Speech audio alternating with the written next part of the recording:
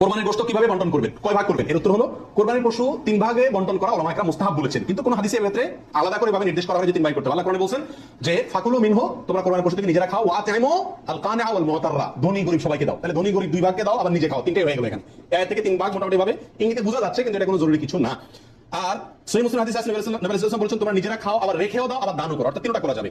আবার সহিহ মুসলিম আরেক বর্ণনা আছে তোমরা খাও এবং মানুষকে খাওয়াও। তাহলে বোঝা গেল নিজে খাওয়া অন্যকে দান করা সবগুলাই উত্তম এই কোরবানির গোশতের ক্ষেত্রে। 49 নম্বর প্রশ্ন হলো সমাজের ভাগ বলে একটা ভাগ প্রচলিত, যেটা কাজ আছে কিনা। অনেক এলাকাতে কোরবানি করার পরে সমাজের ভাগ উঠায় নেয় জোর করে, বা বলা ছাড়া, জোর করা লাগে না, এমনি সবাই দেয়। এটা জায়েজ আছে কিনা? উত্তর হলো এটা উচিত না, এটা অন্যায়। কেন? কারণ আমরা 5 জন মিলে একটা গরুতে অংশগ্রহণ করলাম, দিলাম, এখন সমাজে এক ভাগ দিয়ে তাদের মতো গরিবকে দিল তারা, কিন্তু আমার হয়তো অন্য গরিব আছে, আত্মীয় স্বজন, আমি তাদেরকে দেবো, কিন্তু তারা তো তাদের মতো দিচ্ছে। এটা উচিত না। আমার গোশতটা আমি কি করবো না করবো সম্পূর্ণ আমাকে স্বাধীনতা দিয়েছে ইসলাম। বিধায় সেখানে এরকম অঘোষিত ভাবে চাঁদাবাজি বা হয়তো অনেকে সন্তুষ্ট হয়ে দেয়, কিন্তু কারো মনে অসন্তুষ্ট থাকতে পারে। যদি থাকে তাহলে এটা জটিলতা দেখা দিবে। এই জন্য কি হবে না, এটা উচিত হবে না, যার যারটা তাকে ভাগ করতে দেওয়া উচিত এবং উত্তম।